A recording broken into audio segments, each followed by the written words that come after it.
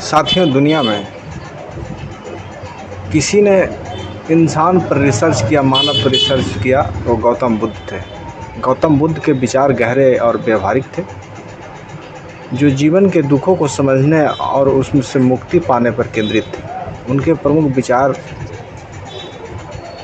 जो 4 आर्य सत्य पर पहला, दुख।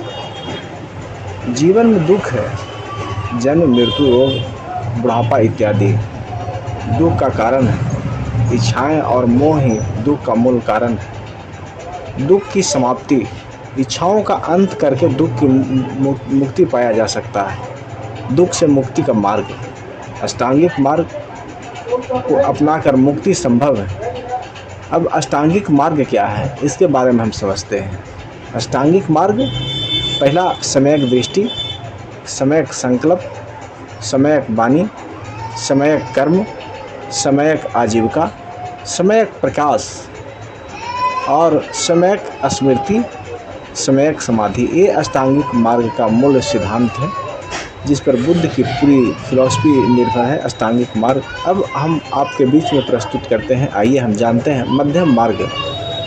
बुद्ध ने जो मध्यम मार्ग का निर्मित किया, वो मध्यम मार्ग बुद्ध ने आध्यात्मिक विलास और आध्यात्मिक तपस्या दोनों से बचने का रास्ता सुझाया। उन्होंने संतुलित जीवन जीने की शिक्षा दी। अनित्य जो है, संसार की हर चीज़ बदलती रहती है, जो अस्थाई नहीं, उस पर मोह करना दुख का कारण बन सकता है। अनात्म, कोई अस्थाई आत्मा नहीं, जो मैं या मेरा है वह भी भ्रम है। करुणा क्या है? करुणा और अहिंसा। बुद्ध के करुणा, प्रेम और सभी प्राणियों के प्रति अहिंसा का भावना की सर्वोपरि बताया गया है। तो इस प्रकार से तथागत बुद्ध का जो ज्ञान है, उस पे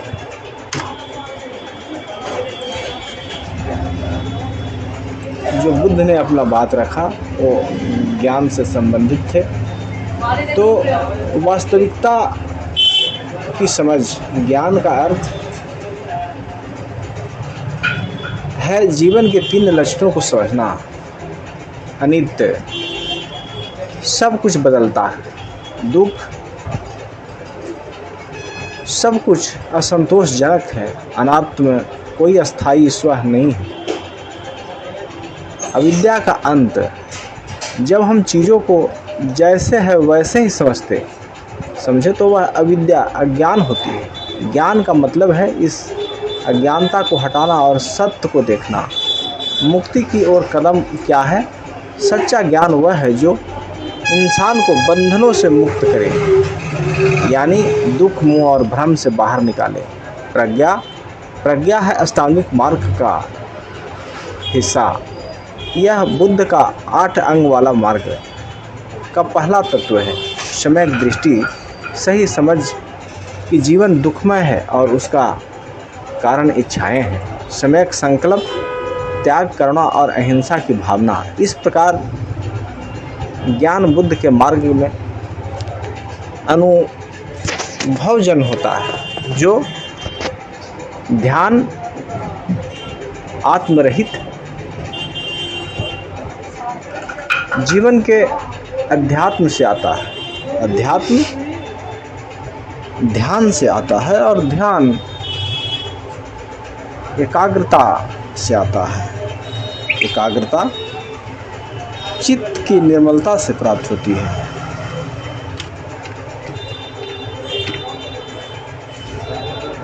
चित्त की निर्मलता तब संभव है। चित्त का अर्थ आम भाषा में मन से लिया जाता है, लेकिन बुद्ध के दर्शन में चित्त केवल सोचने वाला मन नहीं, बल्कि वह संपूर्ण मानसिक प्रक्रिया है, जिसमें विचार, भावना, इच्छा और चेतना शामिल है। बुद्ध के अनुसार चित्त मन की व्यथा है। यह वह आंतरिक धारा है जिसमें विचार, इच्छाएं, अनुभव और स्मृतियां बहती है। चित्त हमेशा बदलता रहता है, एक क्षण क्रोधित, दूसरे क्षण शांत, इसलिए इसे भी अनित्य कहा गया है। चित्त वेदना और संज्ञा से जुड़ा है।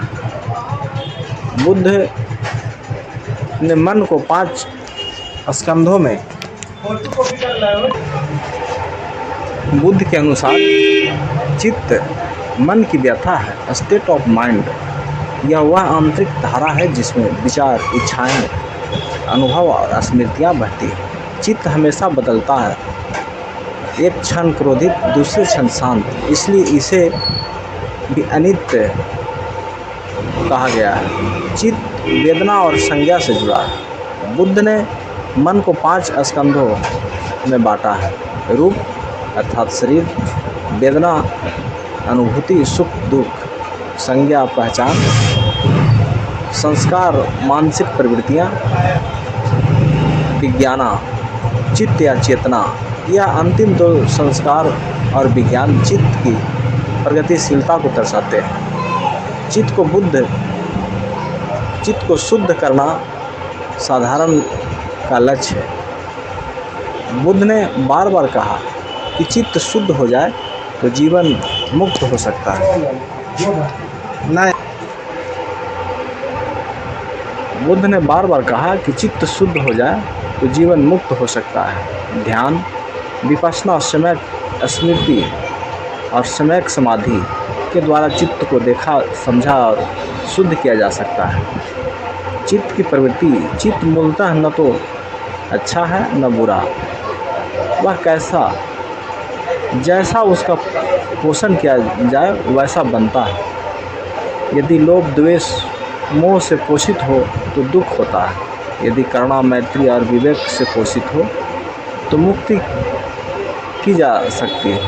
संक्षेप में चित्त वह केंद्र है जहाँ सारा अनुभव होता है और बुद्ध की धारणा चित्त को समझने, नियंत्रित करने और अंततः उसे मुक्त होने की ओर ले जाती है। तो साथियों, इस प्रकार से आपने बुद्ध के विचार को सुने, समझे और जीवन में लाभ उठाए। तो शुक्रिया। नमो बुद्धाय। हमारे चैनल को सब्सक्राइब करें, लाइक करें और शेयर करें।